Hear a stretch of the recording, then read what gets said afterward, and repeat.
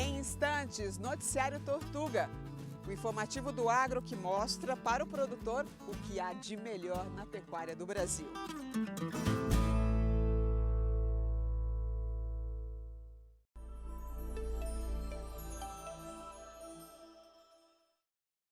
Bom dia! Está na hora do Noticiário Tortuga e hoje temos uma edição especial sobre a história da EMEPA da Paraíba, depois da vinheta.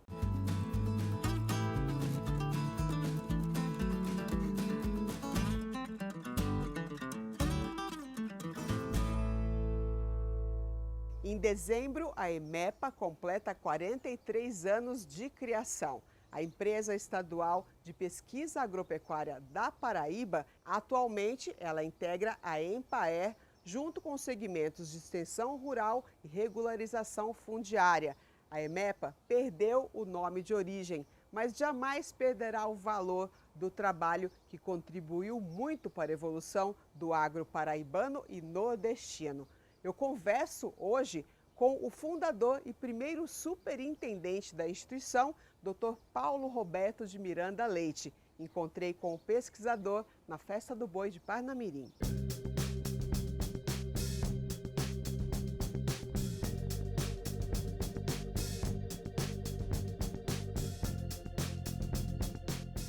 Bem-vindo ao Noticiário Tortuga, Dr. Paulo. Então, eu fico muito grato pela oportunidade até de falar da EMEPA.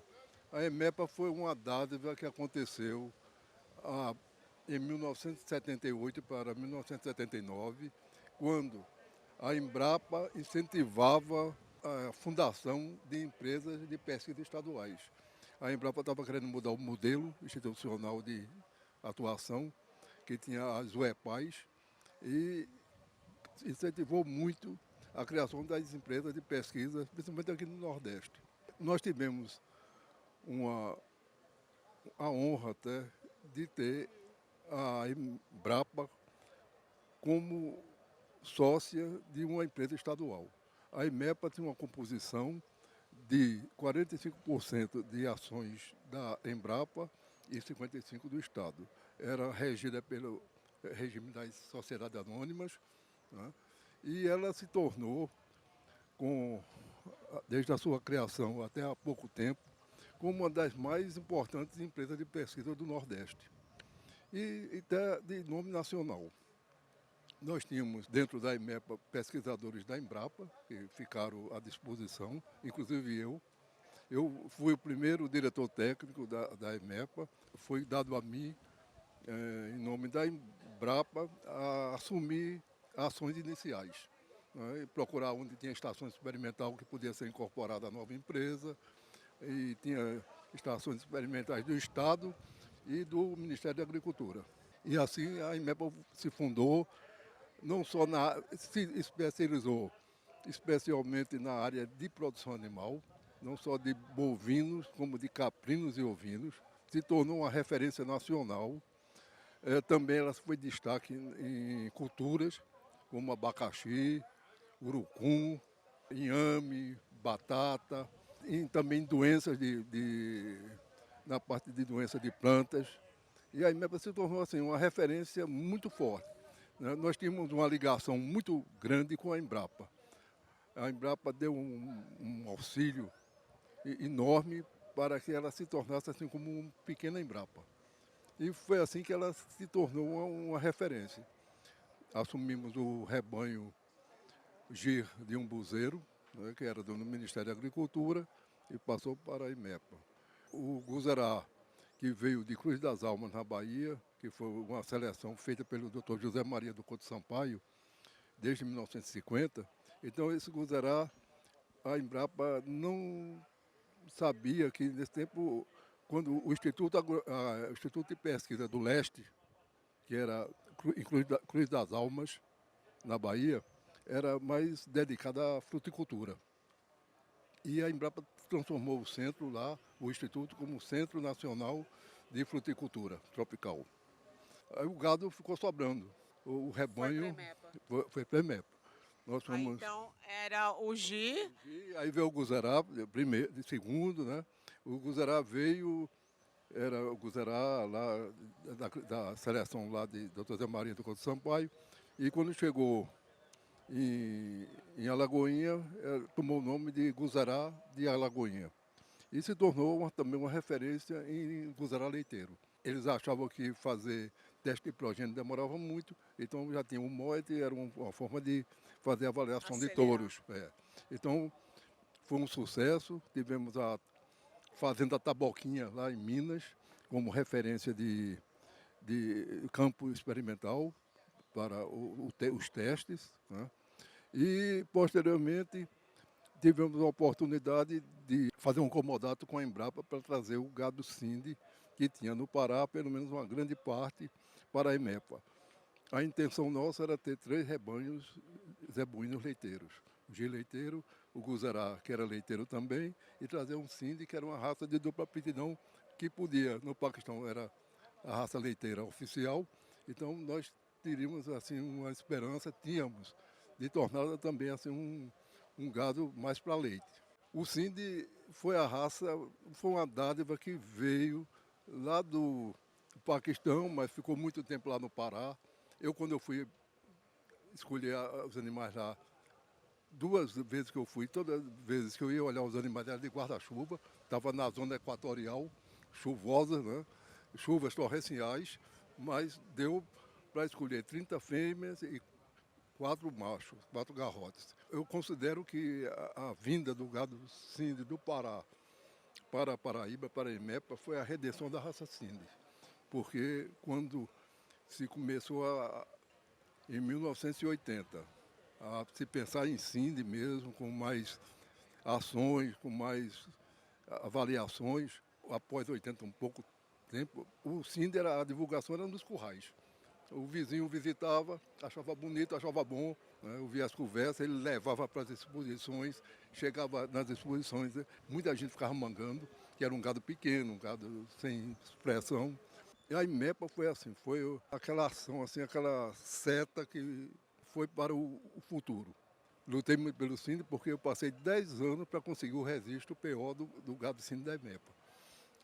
Eu era do Conselho Técnico da ABCZ e a ABCZ não aceitou registrar o gado como PO. E o gado tinha alguns documentos, eu tinha trazido com o gado lá do Pará alguns documentos do Ministério da Agricultura. Mas como havia muito tempo que não havia registro, eles não aceitaram. Mas eu fiquei provando, mostrando, fiz trabalho com referência só sobre isso, né? Sobre a pureza do gado, com documentos. E depois de 10 anos, o Ministério da Agricultura e a ABCD aceitaram uma coisa lógica e muito razoável, que era um gado oficial, né? Um rebanho oficial, e o gado foi registrado como PO. Só foi aceito registrar o gado da EMEPA e da Embrapa, na época. E o gado foi submetido à tipagem sanguínea, e deu tudo certinho, aí registraram. Doutor Paulo, o senhor como raiz da pesquisa aqui no Nordeste, quando o senhor ouve os pesquisadores da atualidade falarem que aqui é a nova fronteira, a futura fronteira da pecuária do país, o que o senhor comenta sobre isso? Eu acredito demais nisso, sabe? Porque nós estamos num processo mundial de transformação de tudo no mundo. Né? A era da cibernética, de tudo. Cada vez, né, tem países com destaques maiores como provedores de alimentos para a população mundial. O Brasil hoje é uma referência mundial em produção de alimentos. Então, o que a gente vai sentir é como aconteceu em outros países mais adiantados, como os Estados Unidos também, né, que as áreas de terras férteis, mais apropriadas para a agricultura avança e, naturalmente, que tem um retorno mais rápido do que na pecuária, né? E hoje as culturas são altamente tecnificadas, né? A perspectiva que eu tenho de futuro é que as regiões onde hoje tem uma pecuária pujante vai se tornar tudo, até áreas aqui do Nordeste, que são próprias para a agricultura, estão sendo tomadas no Piauí, não é? Tem já muitas áreas já plantando soja, Maranhão, em todo canto, não é? Então, o que vai sobrar para a pecuária são essas áreas que são sub-áreas de terras que não são próprias para a agricultura. Então, a pecuária vai recuar e vai se dar muito bem aqui nessa região, porque, Que o gado adaptado ainda agradece por elas, né? pois é, e temos, graças a Deus, temos as raças ebuínas como base de nossa pecuária nacional, né? E nós vamos ter muito sucesso. E com as novas tecnologias vai se aperfeiçoar tudo e vai se dar muito bem, porque a região é muito boa com relação à resposta a doenças, não é? De endoparasitos. Há hoje já muitas tecnologias, mesmo aqui já no semiárido, que vão se tornando a possibilidade de se fazer uma pecuária de resultados, né? Doutor Paulo, o senhor sabe que o noticiário Tortuga, ele é, né, vinculado a todo o trabalho da DSM, da marca Tortuga, que também tem o DNA forte de pesquisa, de desenvolvimento de inovações, de tecnologias. Iniciativa privada que trabalha nesse sentido é uma parceira da pesquisa? Ah, claro.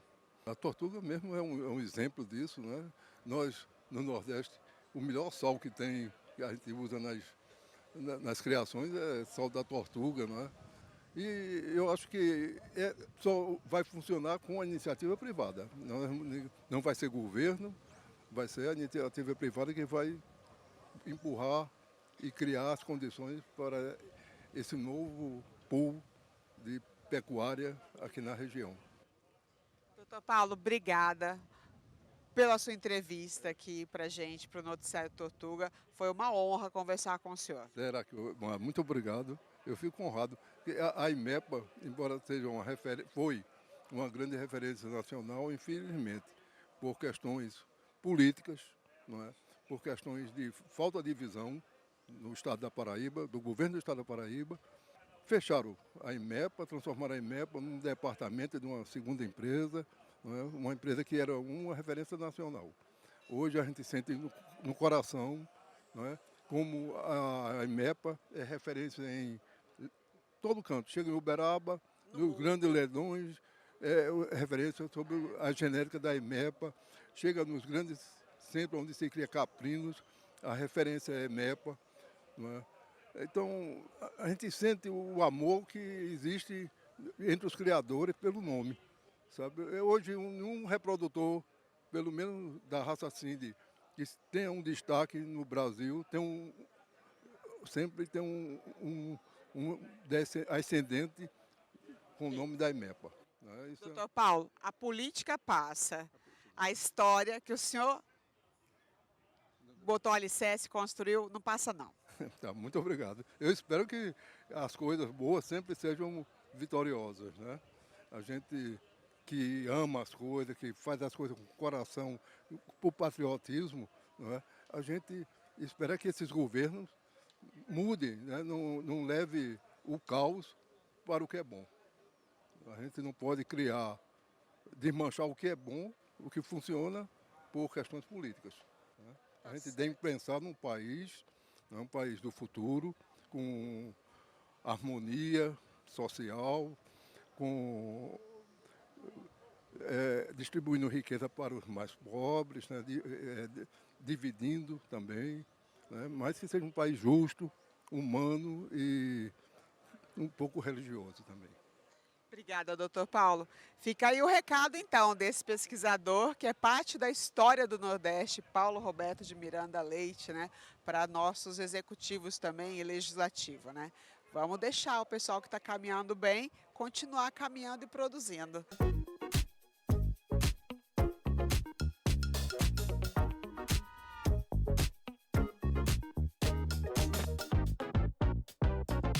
Agradeço demais a atenção do Dr. Paulo Roberto de Miranda Leite e que esse noticiário Tortuga sirva para honrar o legado do pesquisador a todo o agronegócio brasileiro. E se você quiser mostrar esse conteúdo para os seus amigos, para os seus colaboradores e familiares, vá ao nosso canal do YouTube, aponte a câmera do seu telefone celular para o QR Code que aparece na tela. Quando for lá, é só curtir, compartilhar e ativar as notificações para sempre ser informado sobre os novos vídeos. Noticiário Tortuga aqui no canal do Boi é de segunda a sexta-feira, 7 horas da manhã. Até o próximo programa.